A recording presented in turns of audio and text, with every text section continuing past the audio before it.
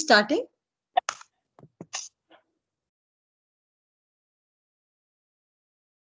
Ma'am, can I start? Sure. First shlokam. Om Partaya Pratibodhitam Bhagavata Narayanena Swayam Vyasena Gratitam Purana Munina Madhye Mahabharatam. Good. Next.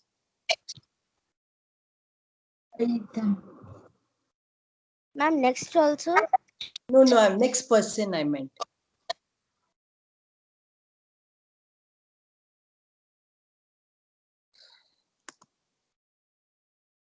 I can go, ma'am. Advaitamritavarshiniं Bhagavatim Ashtadashadyayiniं Amba Manusandhami Bhagavad Gite Bhavedveshinim. Okay. Next. Namostute Vyasa Vishala Buddhe Ullara Vindhayat Patra Netra Yena Tvaya Bharatai Lapurna Prajvalito Jnanamayah Pradipaha. Namostute Vyasa. That's the tune, huh? It's okay. You take some time. Namostute Vyasa. Okay.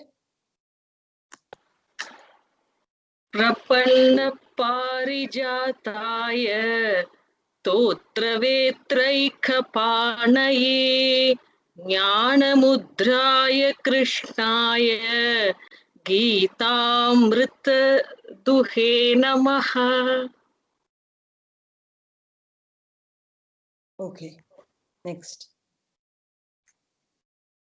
वसुदेवसुतं देवं कंसचाणूरमर्दनं देवकी परमानन्दं कृष्णं वन्दे जगद्गुरुम्. Next. Bhishma Drona. Next. I think we have missed one more line here. Sarvopanishado Gavo Duda Gopalanandanaha Ardho Vatsaha Sudhi Bhokta Dugdham Geetamrutam Mahat. Okay.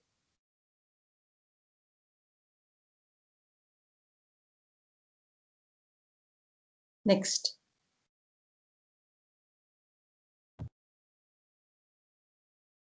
Bhishma Drona Tata. That one, right? Can I go ahead, ma'am? Sure. Go ahead.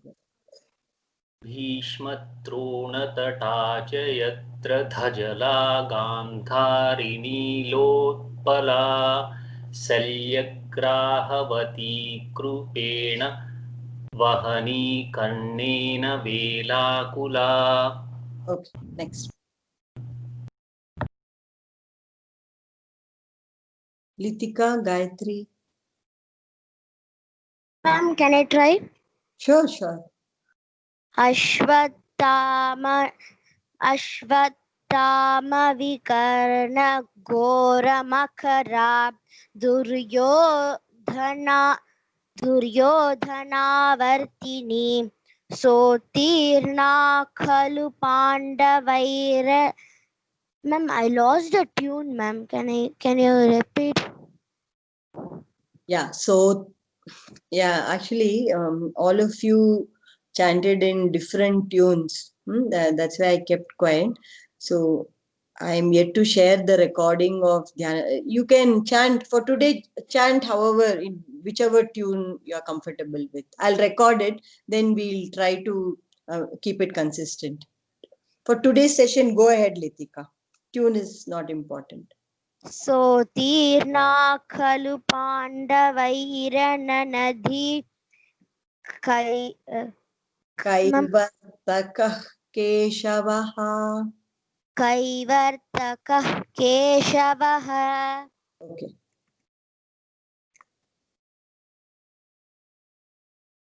Next.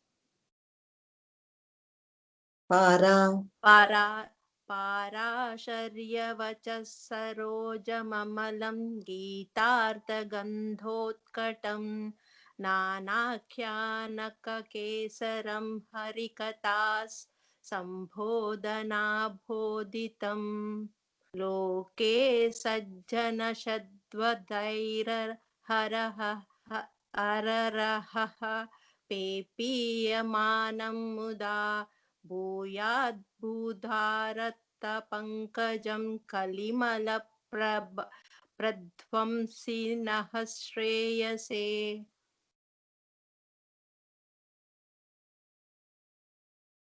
मूकं करोति वाचालं.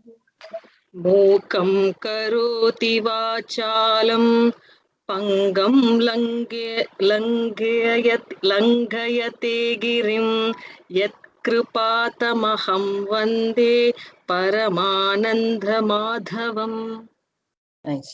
Next. Last one.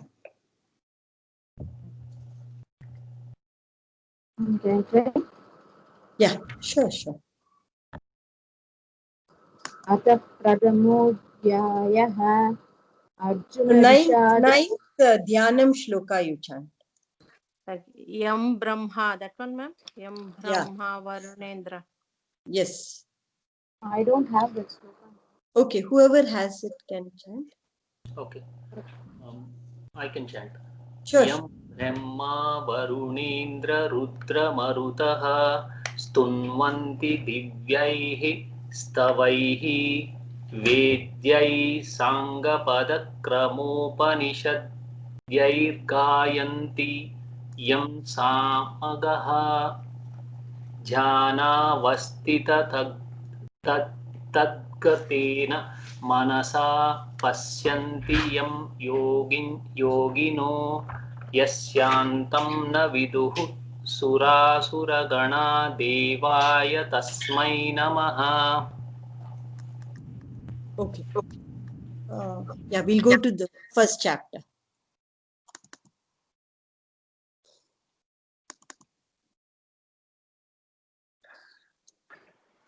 Chant. We're running out of time.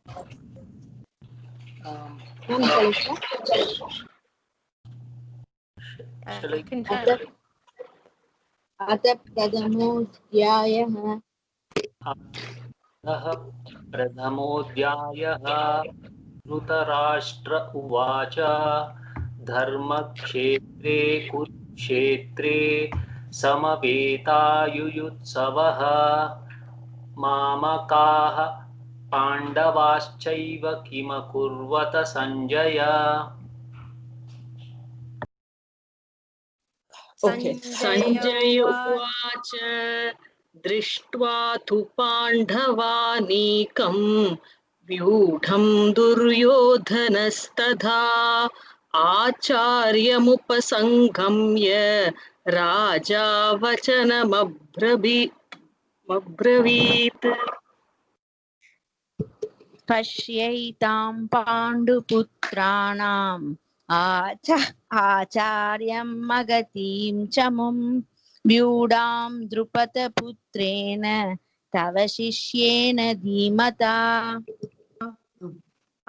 अत्र शूरा महेश्वासा भीमार्जुनसमायुधि युयुधानो विराटश्च द्रुपदश्च महारथः. Okay. दृष्टकेतुश्चेकितान काशीराजश्च वीर्यवान् पुरुजित् कुन्तिभोजश्च शौब्यश्च नरपुङ्गवः.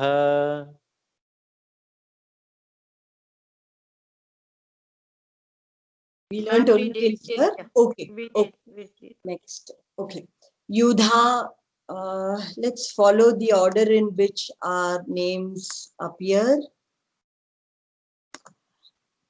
Okay, Deepak said it. Gayatri, Litika, Nagjyoti. This is the order in which we will be chanting. Okay, I'm not calling out names. Gayatri followed by Litika, Nagjyoti ma'am, Padma, Srinivas, Sri Vidya, and Usha.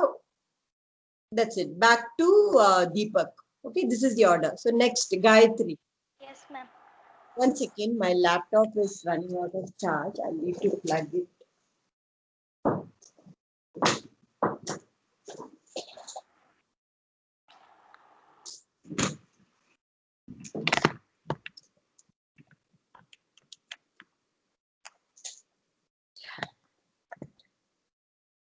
Okay.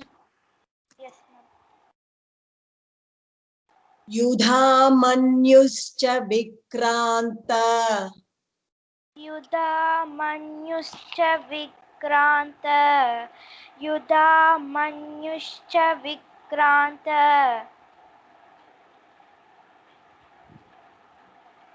One second. Hello, ma'am. Yes, I heard you. 1 second.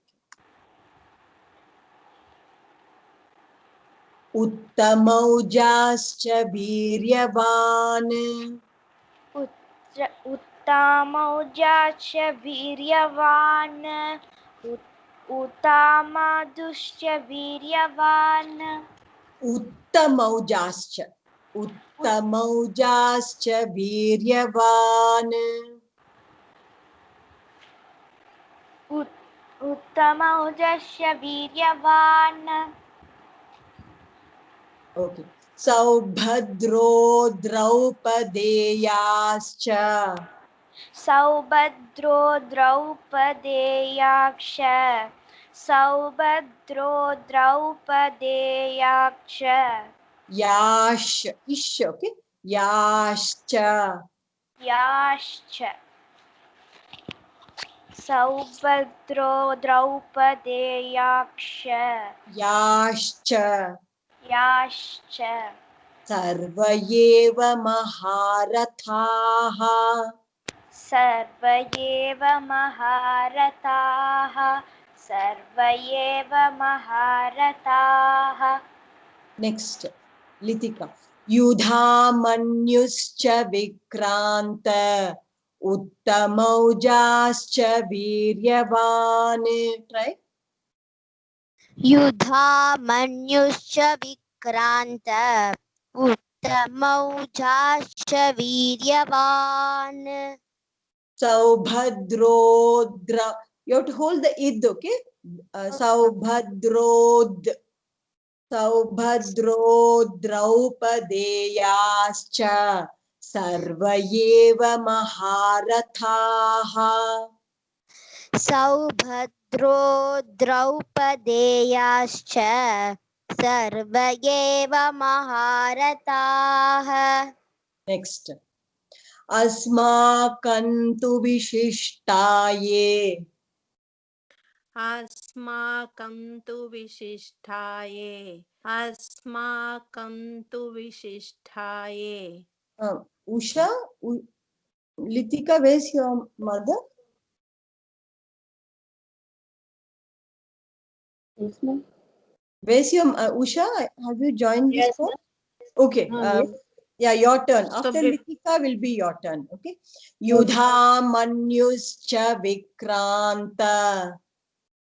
युधामन्युश्च विक्रान्त युधामन्युश्च विक्रान्त Uttamaujaschya Viryavan. उत्तमौजाक्ष वीर्यवान् उत्तमौजाक्ष वीर्यवान् Maujashcha. Okay. Ish will come. उत्तमौजाक्ष वीर्यवान् Uttamaujaschya Viryavan. उत्तमौजाक्ष वीर्यवान् Okay, you practice. Okay. Ish sound should come. Jashcha. जाश्च Saubhadro Draupadeyascha. सौभद्रो द्रौपदेयाक्ष सौभद्रो द्रौपदेयाक्ष सर्व एव महारथाः सर्व एव महारथाः सर्व एव महारथाः next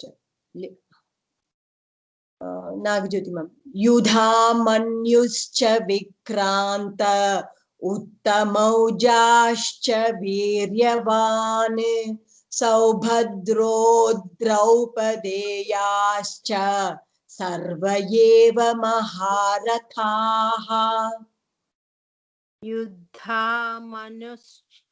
युद्धामनुष्य विक्रांत उत्तमौजाश्च yeah, ma'am. ma'am Yudha man if you are reading Sanskrit text na is half, so you have to pause there. Yudha man yushcha युधामन्युश्च विक्रान्त उत्तमौजाश्च वीर्यवान् सौभद्रौ द्रौपदेयाश्च सर्व एव महारथाः. good.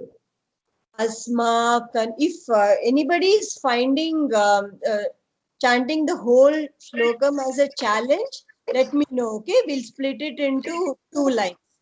Asmakam tu vishishtaye अस्माकं तु विशिष्टाये अस्माकं तु विशिष्टाये Anibodhadvijottama तान् निबोध द्विजोत्तम तान् निबोध द्विजोत्तम Nayaka mama sainyasya नायका मम सैन्यस्य नायका मम सैन्यस्य Samyartham tan bravimite संज्ञार्थं तान् ब्रवीमिते संज्ञार्थं तान् ब्रवीमिते. Correct. Next. Asmakam tu vishishtaye tani bodhadvijottama nayaka mama sainyasya sanyartham tan bravimite. Who's next after Padma?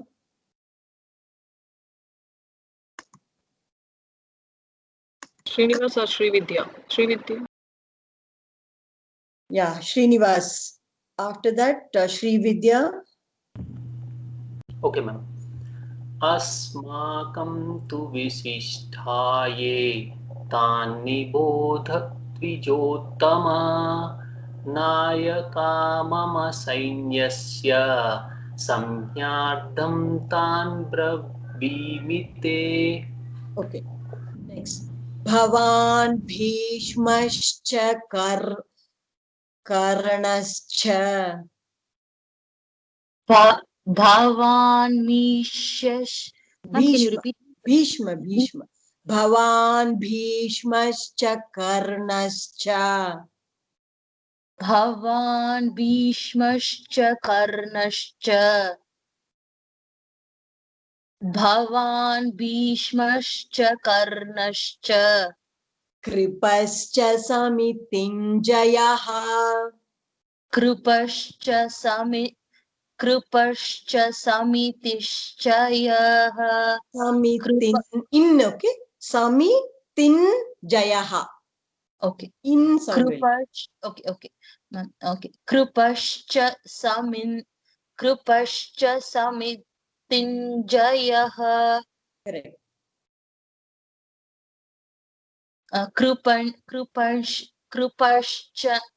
Krupascha Samitinjayaha.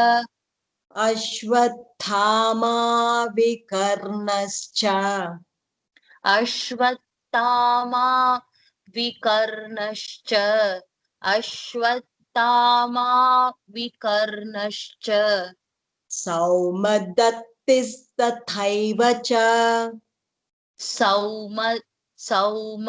Saumadatti सौमदत्तिस्तथैव च सौमदत्तिस्तथैव च Tathaiva cha. Dattis, then tathaiva cha. Saumadattis tathaiva cha.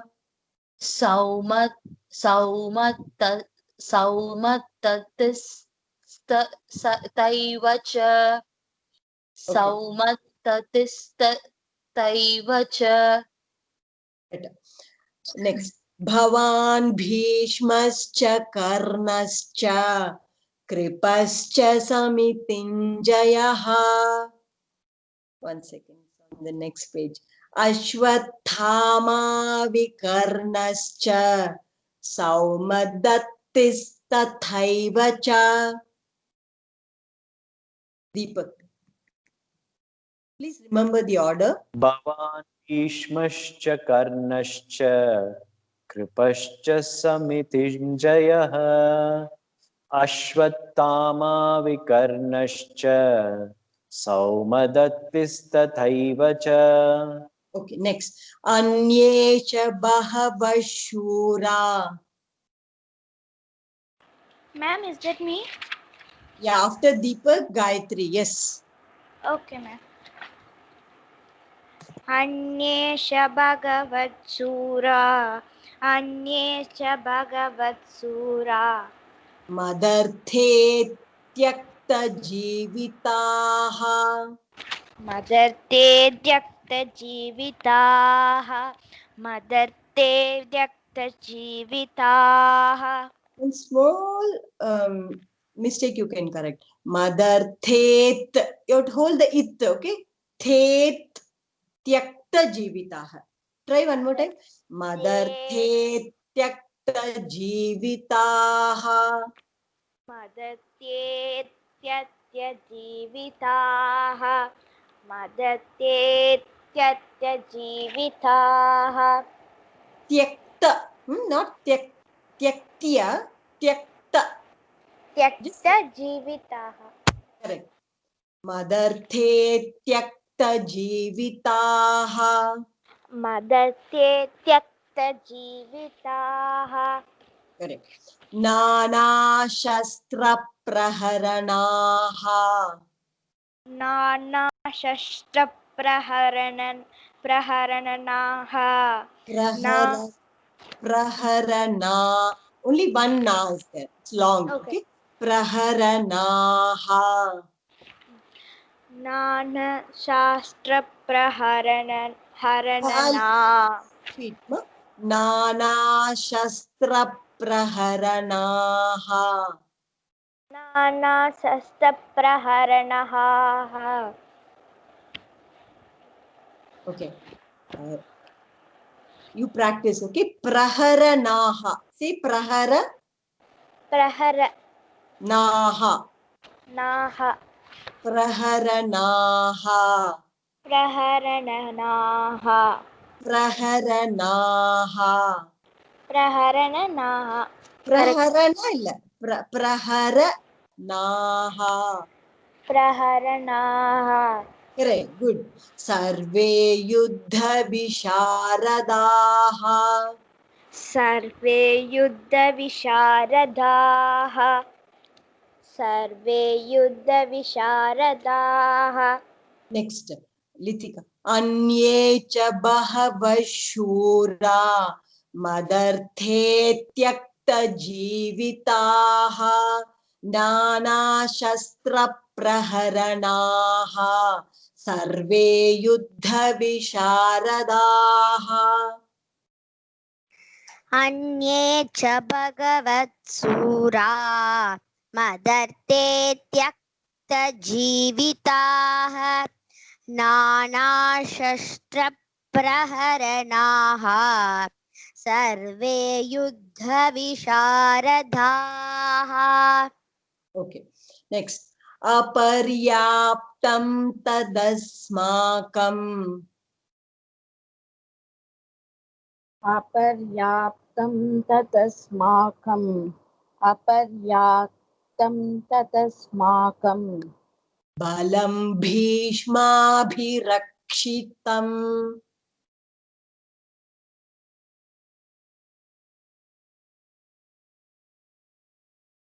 अभिरक्षितम् पर्याप्तं त्विदमेतेषाम् पर्याप्तं त्विदमेतेषाम् पर्याप्तं त्विदमेतेषाम् बलं भीमाभिरक्षितम् बलं भीमाभिरक्षितम् बलं भीमाभिरक्षितम् गुड नेक्स्ट अपर्याप्तं तदस्माकं बलं भीष्माभिरक्षितम् पर्याप्तं त्विदमेतेषां बलं भीमाभिरक्षितम् अपर्याप्तं तदस्माकं बलं भीष्माभिरक्षितं पर्याप्तं त्विदमेतेषां बलं भीमाभिरक्षितम् नेक्स्ट अयनेषु च सर्वेषु आयनेषु च सर्वेषु आयनेषु च सर्वेषु यथा भागमवस्थिताः यथा भागमवस्थिताः यथा भागमवस्थिताः भीष्ममेवाभिरक्षन्तु भीष्ममेवाभिरक्षन्तु भीष्ममेवाभिरक्षन्तु भवन्तः सर्व एव हि भवन्तः सर्व एव हि भवन्तः सर्व एव हि नेक्स्ट अयनेषु च सर्वेषु यथा भागमवस्थिताः भीष्ममेवाभिरक्षन्तु भवन्तः सर्व एव हि अयनेषु च सर्वेषु यथा भागमवस्थिताः भीष्ममेवाभिरक्षन्तु भवन्तः सर्व एव हि Bhavantas, that is can be more clear.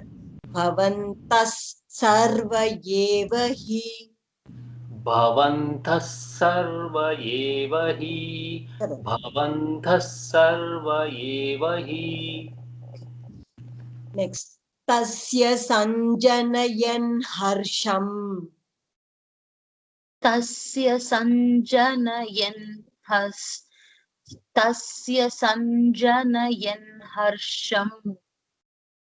तस्य सञ्जनयन् हर्षम् Harsham. I was telling in the other class, Ra followed by Sha, Varsha, no? Remember Varsha?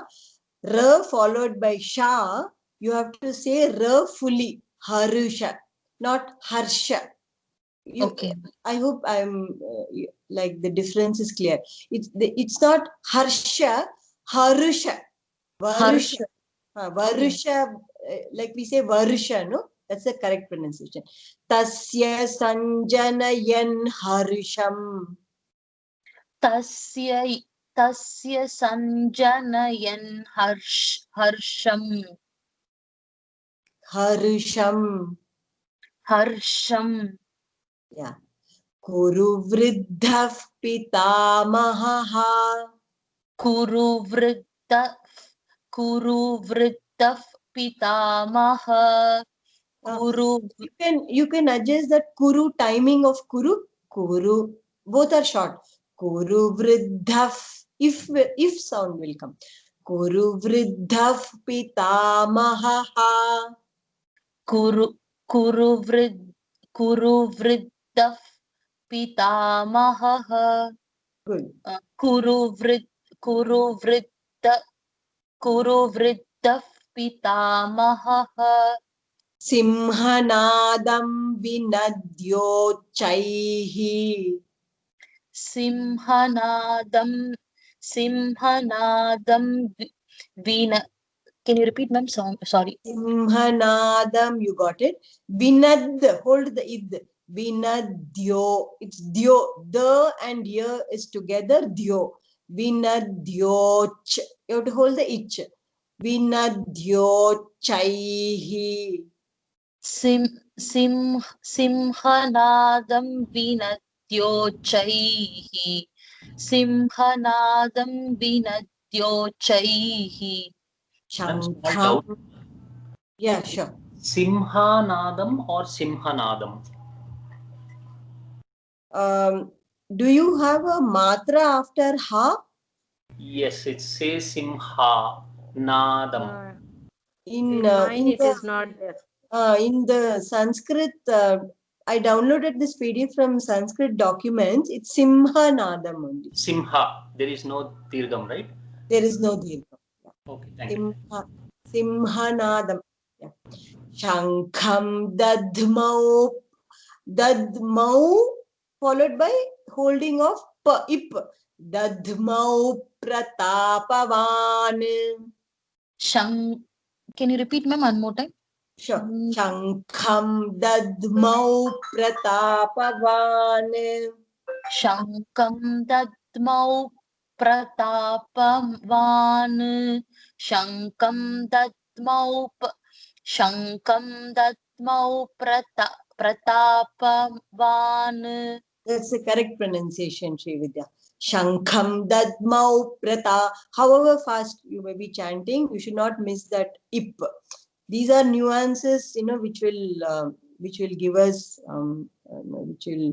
us positive vibrations. We should not miss. Good. Next, tasya sanjanayan harisham kuru vriddhav pitamaha simhanadam vinadyochaihi shankham dadmau pratapavan. Next. Sri Vidya after who? Deepak. Oh, okay.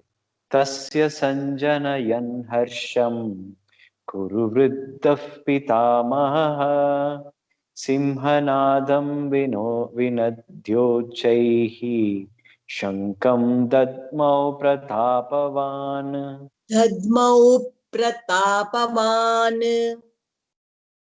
Dadmau pratapavan. Okay, next. Tata shankhascha bheryascha. Gayatri? Hello, ma'am. Can you hear me? Yes, I can hear you, ma. Yes. Tata shankhascha bheryascha. Tata sanchabayeyasta. Shankha. Shankh will tell, no? Tata shankhascha bheryascha. Tata sankachabayasta. Shankhash, ish sound. Remember this? There are many. Shankashcha. Sankaksha. Okay, you practice. Panavanaka gomukhaha. Panavamaka gomukaha. One more time. Panavanaka gomukaha. Sahasaivabhyahanyanta. Sahasaivabyahanyanta. Sahasaivabyahanyanta. Sashabdas. Repeat. Sashabdas. Sasabdyasta. Sashabdas. Sasabdas. Tumulo bhavat. Tumulo bhavat. Correct, ma'am? Tumulabat. Tumu. Tu and mu are short. Only lo is long. Tumulo bhavat. Tumulo bhavat. शब्दस्तुमुलोऽभवत् शब्दस्तुमुलोऽभवत् शब्दस्तुमुलोऽभवत् one more time tumulo शब्दस्तुमुलोऽभवत् शब्दस्तुमुलोऽभवत् okay next Litika tata Yes, ma'am. shankhaश्च भैर्यश्च pana this pana na is from the middle of your mouth okay it's not na Okay. nav it's not nerve na nerve or nav it's na panavana panavana khago mukhaha सहसैवाभ्यहन्यन्ता सशब्दस्तुमुलो भवत् ततः शङ्काश्च भैर्यश्च पनवानकगोमुखाः सहसैवाभ्यहन्यन्त सशब्दस्तुमुलोऽभवत् mukhaha kha is second kha right so you have to stress on it mukhaha मुखा ततः शङ्खाश्च भैर्यश्च पनवानकगोमुखाः okay Yes, ma'am. Okay, ma'am. then repeat you want to repeat ततः शङ्काश्च भैर्यश्च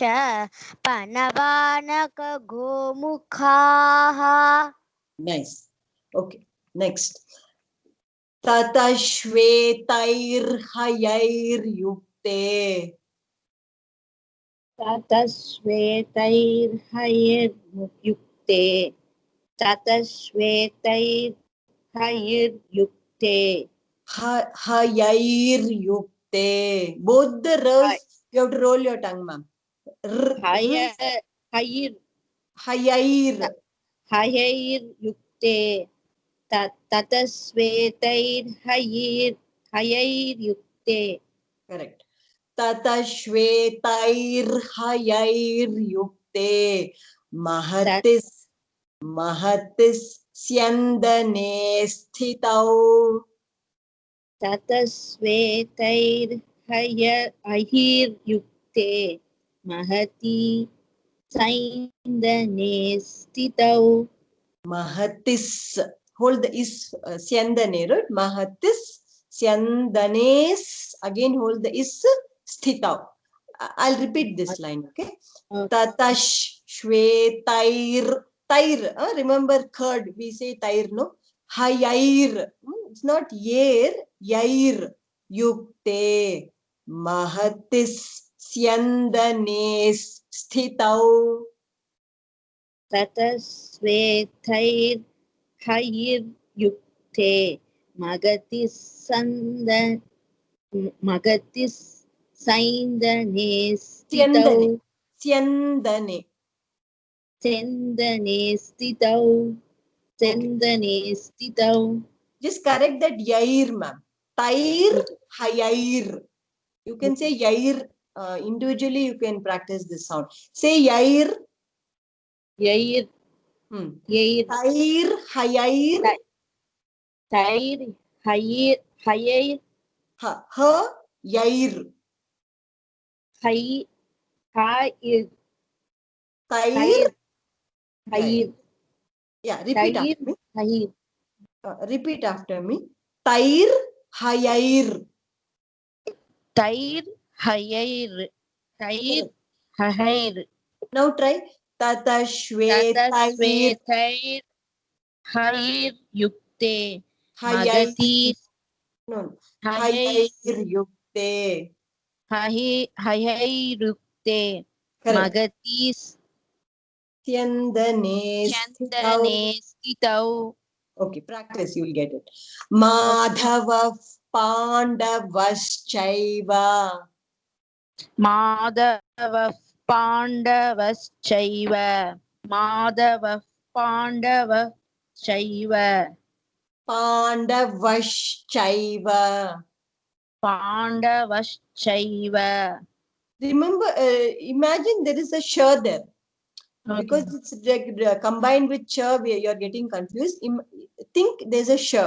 Pandavaschaiva. Pandavaschaiva. Correct. Divyau Shankaup. Shankaup, you should say, with the ip, okay? Divyau Shankaup Pradadmatu Pradadmatuhu. Divyau Shankau Pradatmatuhu. Divyau Shankau Pradatmatuhu. Correct. So, like, to learn these nuances only, all of us are like, we are attending classes. Otherwise, there's no dearth of videos available in YouTube. Even I attend classes for the same reason. There are some details here and there which are, which no video can do 100% justice. So let's utilize this class time well, to correct pronunciation. And if you all have challenges, let me know. I can help offline as well. Okay, next. Who's going to chant this? Next person. Tata Shvetair Hayair Yukte Mahatisyandane Sthitau Madhavav Pandavaschaiva Divyau Shankau Pradadmatuhu. Tata Shvetair Tata Shvetair Hayair Mahati Syandane Sthitau Madhavav Pandavaschaiva Divyau Shankau Pradatmatuhu. Good. Next. Panchajanyam Hrishi. Panchajanyam. Somebody is like, I speaker on. Panchajanyam Hrishikesho. Panchajanyam Hrishikesho. Panchajanyam Hrishikesho. Devadattam Dhananjayaha. Devadattam Dhananjayaha. Devadattam Dhananjayaha. Poundram Dadmau Mahashankham. Poundam Dadmau Mahashankham. Poundam Dadmau Mahashankham. Poundram. There's a R there. Oh, okay. Poundram Dadmau Mahashankham. Bhimakarma Vikodaraha. Bhimakarma Vrikodaraha. Bhimakarma Vrikodaraha. Okay. Next. Panchajanyam Hrishikesho. Devadattam Dhananjayaha. Poundram Dadmau Mahashankham. Bhimakarma Vrikodaraha. Panchajanyam Hrishikeso Devadattam Dhananjayaha Poundram Dadmau Mahashankham Bhimakarma Vrikodaraha. Vrikodara. Ananta Vijayam Raja. Ananta Vijayam Raja. Ananta Vijayam Raja. Kunti Putro Yudhishthiraha. Kunti Putro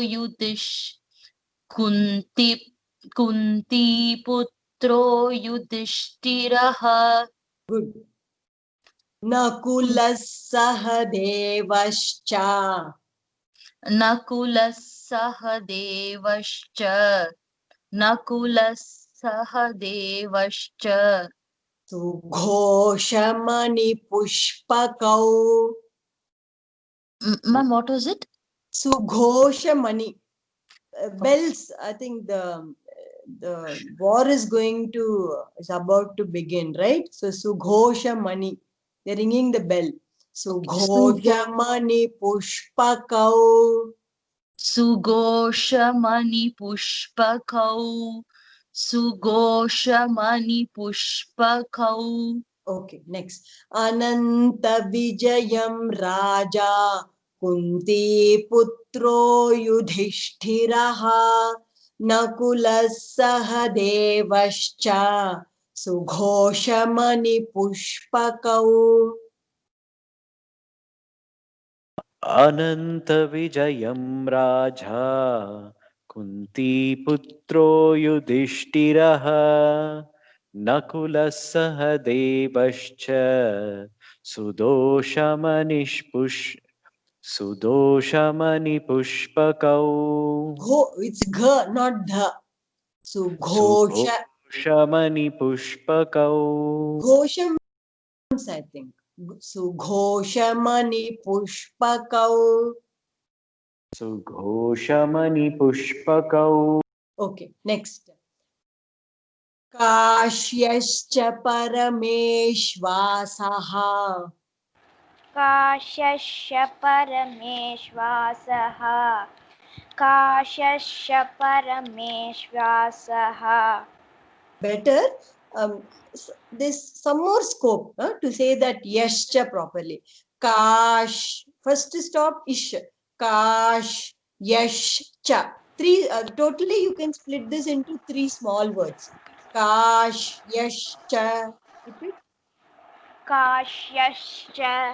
Correct. Very good. Again. काश्यश्च. Good. Parameshvasaha. परमेश्वासः परमेश्वासः. शिखण्डी च महारथः. शिखण्डी. शिखण्डी च महारथः. Good. Shikhandi च शिखण्डी च महारथः. शिखण्डी च महारथः. Okay.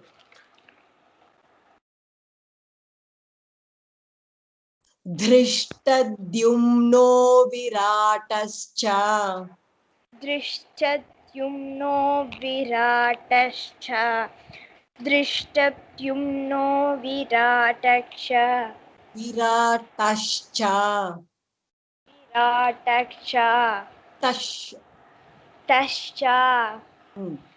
धृष्टद्युम्नो विराटश्च.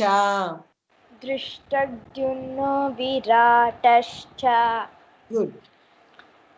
सात्यकिश्चापराजितः. सात्यकिश्चापराजितः. सात्यकिश्चापराजितः. Okay, next person. काश्यश्च परमेश्वासः. शिखण्डी च महारथः. धृष्टद्युम्नो विराटश्च. सात्यकिश्चापराजितः. Try, Litika. Yes, ma'am. काश्यश्च परमेश्वासः. शिखण्डी च महारथः. that word, ma'am. Drish. First stop drish, okay? Drish tad. Because whenever this deer comes, you have to hold the sound, right? Tad. Okay. Drishtadhyumno. दृष्टद्युम्नो विराटश्च. सात्यकिश्च पराजितः. Taparajitāh. तापराजितः. Okay. Repeat second line one more time. Yes, ma'am. दृष्टद्युम्नो विराटश्च. सात्यकिश्च पराजितः. Chaparajita. Cha is long, pa is short, again ra is long. Chapara. Chapara. Jitaha. Jitaha. Satyaki chaparajitaha. Satyakish. Chapa. Satyakish chaparajitaha. Again. Satyakish chaparajitaha. Okay, good. Drupadod. Hold the id because Drupado follows, the succeeding letter is dro. So hold the id. Drupado Draupadeyascha. Drupado Draupadeyacha. Drupado Draupadeyacha. Yascha. Remember there's a sh. Yascha. Yeah. Correct. Yascha. Drupado Sarvash. Draupadeyascha. Sarvashaf Prithivipate. Sarvashaf Prithivipate. Sarvashaf Prithivipate. Saubhadrascha Mahabahuhu. Saubhadraksha Mahabahuhu. Saubhadraksha Mahabahuhu. Again, imagine there is a sh, okay? Saubhadrascha. Saubhadrascha Mahabahuhu. Shankhan Dadmuf Prithak Prithak. Shankandatma Prithak Prithak. Shankandatma Prithak Prithak. Dadmuf. If will come. Dadmuhu Dadmuf. followed by pr. So if will. Dadmuf Prithak Prithak. Correct. Okay. I have a doubt, ma'am. Ma'am, Yeah. class. When Ma'am, can I? Sorry, Litika. Ma'am, I have a class now, ma'am. Can I leave? Sure. Bye. See you in the Thank you. next class. Yeah, Srinivas. when does it come this way? So Satyakischa parajitaha. When you say taha and sarvashah prudhivipate. So sah and taha. So when they will come, that sounding difference? Okay, Visargam, if the Visargam appears at the end of the line, then we say ha only. We will say with the whatever matra, it borrows the characteristics of the preceding letter. So you know that, right? Otherwise, Visargam is pronounced as ha. If it is in between, then there are two options in hand. One is we can say Sarvashaha Prithivipate. Say Drupado Draupadeyascha Sarvashaha Prithivipate. That is correct. There's nothing wrong with this option. But if we are joining, if we want to join Sarvashaha and Prithivipate, then the joining rules apply. So Visargam followed by pa or pr or everything will become if. It will be, the sound will transform itself into if sound. Sarvashaf Prithivipate. That's the second option. Okay. And the other one I see is Saubhadrascha Mahabahuhu. I Here, split the line. I split You the split line into two halves. So how we split that one? I split it for the purpose of teaching only. Otherwise, we can say Saubhadrascha Mahabahush Shankhan Dadmuf. You'll run out of breath because Okay, you got can't take a pause after. If you are joining, you can't pause. Okay, ma'am. So Okay, got Bahush. Saubhadrascha Mahabahush Shankhan Dadmuf Prithak Prithak. Not many of us will be able to do this. So I broke the line into two halves. So Okay. I'm saying Bahuhu, I'm leaving a Visargam and then treating the remaining syllables as the second half. Sure. Thank you. Sure. Okay. Did Ma'am, we do? Yeah, I guys. have to leave, ma'am. Yeah, I no have problem. class. Okay, no problem. See you tomorrow. Thank you, ma'am. Bye. Ma'am, can I just repeat these 2 lines, ma'am, just to be sure? Sure. Right. Drupado Draupadeyaಶ್ಚ. Sorry to interrupt. Drupadod. Do is long. Okay, ma'am. But we are saying dod, so it should sound longer. Drupado Draupadeyascha. Drupado Draupadeyaಶ್ಚ sarvascha prithvi sorry ma'am, sarvascha prithvipate. Is it correct, ma'am? Sarvascha prithvipate saubadrashcha. Ending should be, you have to end it properly. Huh? Prithivi Pate. Slightly longer. So listeners will know, okay, this is the end of the line. So it can be longer, and you also have time to catch your breath. Okay, ma'am. So yeah, here Sarvasah Prithivipate. Can we say like this as? You can. You can. Okay. Just a minute. Usually, yeah, learners say that way. Okay. Yeah, but at an advanced level, you will automatically start joining. Okay. Drupado Draupadeyaಶ್ಚ.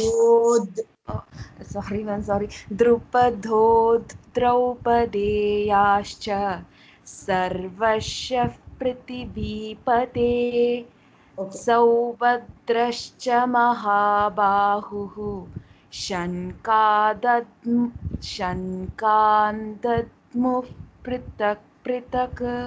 Shankhan. Kha can be said with more force. The second kha, no? Kha, kha. Oh. Shankhan. Is it that comma? Shankhan. Shankhan. Shankhan dhatma pritak. Correct. Thank you. Prithak. Ending, okay? So you have to differentiate. Every line has to be differentiated from the following line. So prithak, then start. Okay, next. Saghosho. 1 second, please.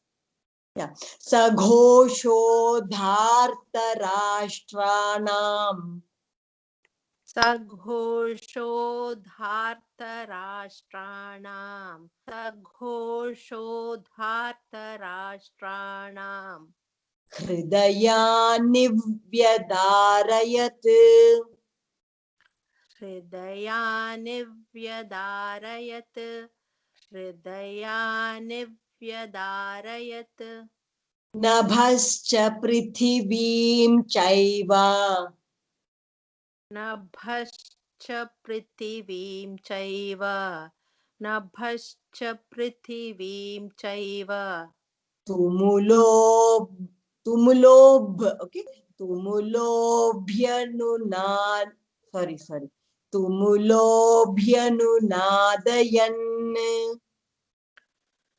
Tumulobhyanunadayan. Tumulobhyanunadayan.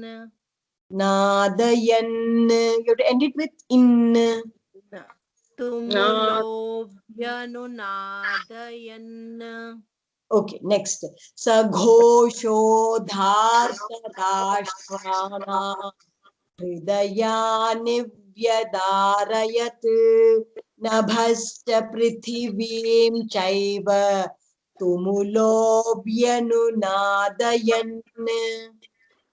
Saghosho dhartarashtraणाम् हृदयानिव्यधारयत् नभरश्च पृथिवींश्चैव tumulo vyanunadayan.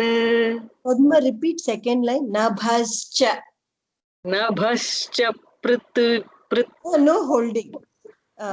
See, yeah, we should remember this. If this instead of pr, if it were to be pra, okay? Appa I can Then hold. Okay, okay. When you say It, nabhaschap, but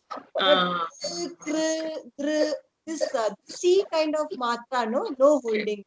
Nabhaschap prithivim. okay. Nabhascha prithivim. You're holding. Uh, Nabhaschap. Nabhascha prithivim shaiva. Nabhascha prithivim shaiva. Tumulobhyanunadhayan. Chaiva. Okay. Shaiva. Okay, ma'am. Not Shaiva, Chaiva. Okay. Correct. What's the number of this shlokam? My view is actually distorted little. What is the number? 19. Okay, we'll do the last 19. Atha vyavasthitan drishtva. अधः व्यवस्थितां दृष्ट्वा अधः व्यवस्थितां दृष्ट्वा Srinivas, athav, iv sound. You have to hold the iv. Athav vyavasthitan drishtva. अधप्यवस्थितान् दृष्ट्वा Dhartarashtran kapidvajaha. धार्तराष्ट्रान् कपिध्वजः धार्तराष्ट्रान् कपिध्वजः प्रवृत्ते शस्त्र संपाते. प्रवृत्ते शस्त्र. प्रवृत्ते संपाते प्रवृत्ते शस्त्र संपाते. प्रवृत्ते शस्त्र संपाते प्रवृत्ते शस्त्र संपाते Dhanurudyamya. Dhya. We have seen this dhya, right? Somewhere there was an occurrence. So here it's dhya. Dhanurudyamya pandavaha. धनुरुद्यम्य पाण्डवः धनुरुद्यम्य पाण्डवः. Okay. So the advantages of learning the joining rules is you have to learn it only once.